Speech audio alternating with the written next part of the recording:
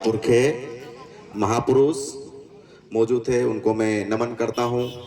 तत्पश्चात मेरे सामने आप सब मूल मालिकों के वंशज, आप सबको भी नमन करता हूँ। हमारे बीच जनप्रतिनिधि विधायक श्री बाला बच्चन जी, उनको प्रणाम करता हूँ। और तमाम जनप्रतिनिधि युवा साथी मेरे मौजूद हैं, सहपाठी, उनको मैं प्रणाम करता हूँ। साथियों, आज यहाँ पर मूर्ति स्थापना हो रही है तो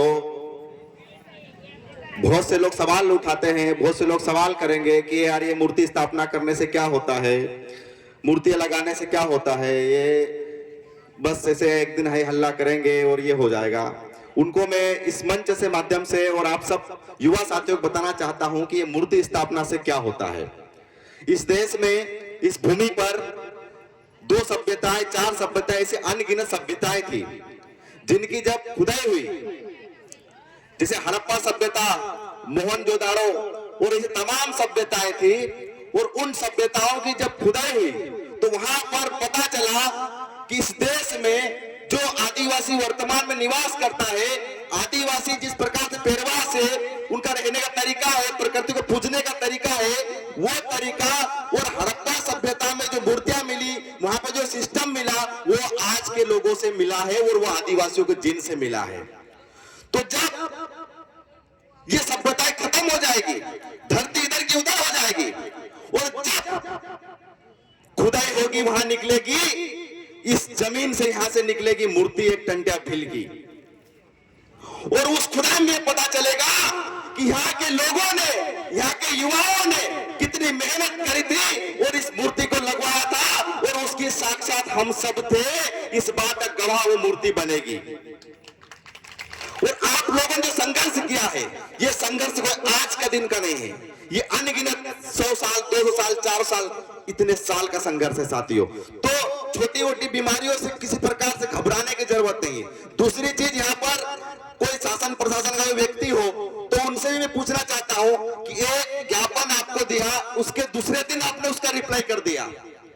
मैं यहाँ के कलेक्टर महोदय को कहना चाहता हूं, बड़वानी में लगता है ना ये, तो बड़वानी कलेक्टर महोदय को कहना चाहता हूं, सीआईडी आईबी वाले हो, एक ज्ञापन का रिप्लाई आपने दूसरे दिन दे दिया। हमने ऐसे 500 से ज्यादा ज्ञापन दिया, आज तक किसी का रिप्लाई नहीं दिया है। इतनी जल्दबाजी क्या थी ये? चाहे तो कलेक्टर महोदय यहाँ का एसडीएम आरएसएस का या भाजपा का चड्डा पहन के घूमे, या फिर ये वर्दी निकाल के फेंक दे, ढोंग नहीं करे हम शासन का है, ये बताना भूल जाए। और कुछ लोग सरेआम बोलते हैं कि हम ये होटला उतार देंगे। तुम्हारे बाप की जमीन है क्या ये? सबसे पहले लड़ाई लड़ी थी, इस जमीन की लड़ाई लड़ी थी, आज उसी की मूर्ति स्थापना टंट्या भील ने लड़ी थी, और ये लड़ाई लड़के आदिवासियों को जमीनें दी है, आज उसी की मूर्ति स्थापना है। और साथियों, आप बोल रहे थे बेरोजगारी की बात की, मैं बेरोजगारी लड़े लूं, मैं कुछ भी नहीं हूं। सबसे पहले अगर इस देश में लड़ाई लड़ी होगी बेरोजगारी की, तो मालिक टंट्या भील ने लड़ाई लड़ी थी। उसने अंग्रेजों को कहा था, अगर मुझे अरेस्ट करना है, अगर मुझे गिरफ्तार करना है, तो सबसे पहले पुलिस में तुम्हारे सैनिकों में भर्ती आदिवासियों कर लो, मुझे सिर्फ आदिवासी पकड़ सकता है, किसी आरे गेरे में इतना हिम्मत नहीं है कि मुझे पकड़ सकता है। और सबसे पहली फौज उस जमाने में आदिवासियों की अंग्रेजों ने करी थी तब, और उसके बाद ही भर्तियां हुई थी। तो बेरोजगारी की भी लड़ाई लड़ने वाला कोई था सबसे पहला, तो मालिक टंट्या भील था, दूसरा कोई नहीं था। और आप और हम सब उन्हीं की रास्तों पर चल रहे हैं। दूसरी चीज, यहाँ पर माननीय विधायक महोदय बैठे हैं। माननीय विधायक महोदय, मुझे आपसे इतना निवेदन है कि कलम और कागज थोड़ा निकाल ले।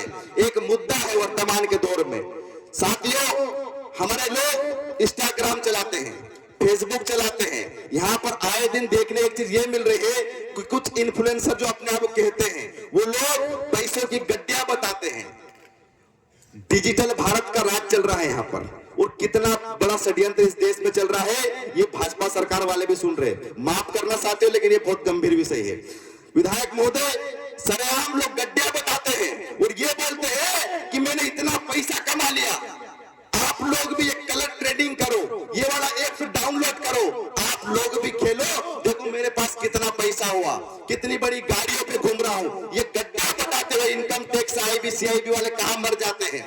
मैं पूछना चाहता हूं, और सरेआम लोगों को सट्टा पट्टा खेलना सिखा रहे हैं। हमारे युवा, बेरोजगार युवा घर से इंदौर, भोपाल बड़ी मुश्किल से उनके माँ बाप मजदूरी करते हैं, और पैसा वो मजदूरी करके पैसा देते हैं फीस भरने के लिए, वो पैसा तक लगा देते हैं। उसमें कई युवाओं ने आत्महत्या तक कर ली है, क्योंकि वो इस प्रकार से उनकी लत लगा रहे हैं, इस प्रकार से उनको इन्फ्लुएंस कर रहे हैं कि आपको खेलना ही पड़ेगा, आपको कमाना है, मेरे जैसा बड़ा बनना है तो आप लोग खेलिए। मैं चाहता हूं कि कम से कम वर्तमान का दौर, बड़े बड़े डिंगे हाँकते हैं ये लोग कि हम डिजिटल भारत है, हम लोग आजकल हर काम डिजिटल होते हैं, कोई इनका काम डिजिटल में नहीं हो रहा, कोई पकड़ में नहीं। मैं चाहता हूं विधानसभा इस बात को उठाइए, और जितने भी प्रचार करने वाले लोग हैं, सत्य पत्ते का सरेआम प्रचार करने वाले लोग हैं, इनका विधानसभा सवाल उठाकर इनको एक एक को अंदर कराए।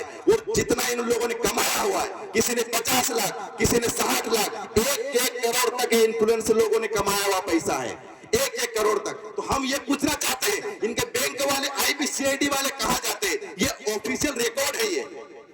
और अगर इस चीज को अगर नहीं रोका गया तो हमारे कई युवा मरेंगे, कई युवा खत्म हो जाएंगे।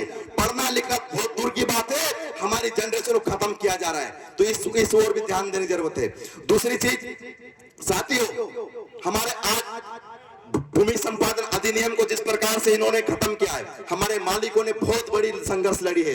हम आज एक दिन हम कार्यक्रम, बड़े बड़े आंदोलन कर लेंगे, हम बड़े बड़े भाषण देके हाथ चले जाएंगे, लेकिन आप लोग बताना देना चाहता हूं साथियों, भूमि संपादन अधिनियम को पूरी तरीके से डाइवर्ट कर दिया गया है, बदल दिया गया है। तो आने वाले 40 से 2040 या 45 तक उनको टारगेट दिया है कि आदिवासी सेंचुरी जहां पर बन रही है, जहां पर आज निवास कर रहे हैं, वहां पर बहुत जल्दी आदिवासियों को खाली करवाया जाएगा और वहां पे शेर पाला जाएगा। आप लोग ये लोग सोच रहे होंगे कि जिस जमीन पे हम लोग बैठे हैं, इस जमीन का कुछ नहीं होगा। साथियों, इस जमीन से मात्र 10 से 12 किलोमीटर दूर बुरहानपुर से लगाकर सेंधवा से लगाकर पूरी जमीनें जा रही है।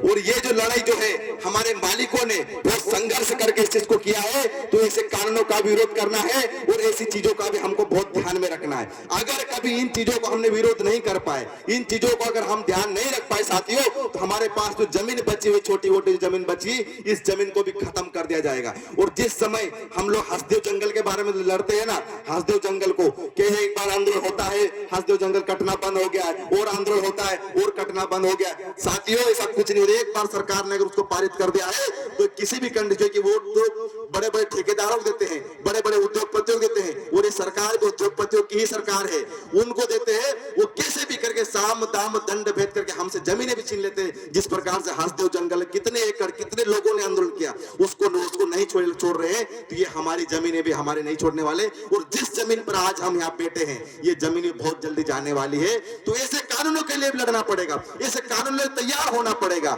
हम आप लोग, बहुत अच्छा मुझे लगा है कि कम से कम इतने तन्मय सुन रहे हैं। जब भी कोई ऐसे आदिवासी कार्यक्रम हो, हम लोग भागवत कथा में चले जाते हैं, किसी सत्यनारायण भगवान की कथा हो तो चले जाते हैं, बिल्कुल जाना चाहिए, वहां पर भी सुनना चाहिए। लेकिन जब कहीं पर मालूम पड़े कि पीले खमचे वाले को कार्यक्रम हो, तो कम से कम घर से एक दिन भले खाना नहीं खाएंगे, खाना नहीं बनाएंगे, तो आप भूखे नहीं मर जाओगे, लेकिन उस कार्यक्रम में जरूर जाओ, क्योंकि उस कार्यक्रम में आपको वो सुनने को मिलता है, वो देखने को मिलता है जो आपके हक अधिकारों के लड़े। यहाँ पे प्रसाद नहीं मिलेगी, यहाँ पे मिठाई नहीं मिलेगी, यहाँ पे लड्डू नहीं मिलेगा, लेकिन आपको वो खाने को मिलेगा कि आप आने वाले घर में अपने बच्चों को जाकर बता सकते हैं कि बेटा पढ़ ले, हमारे पास जमीन छीनने वाली है, बेटा पढ़ ले, नौकरियां नहीं है, कम से कम आने वाले समय में वो कम से कमा के तो खा लेगा, कम से इतना तो ज्ञान आ जाएगा। ये बातें आपको यहाँ सीखने को मिलती है। यहाँ पर जो भाषण देने वाले लोग हैं, यहाँ पर बोलने वाले लोग हैं, ये कोई छोटे मोटे लोग नहीं है। इन्होंने अपनी पूरी जवानियां कुर्बान कर दी।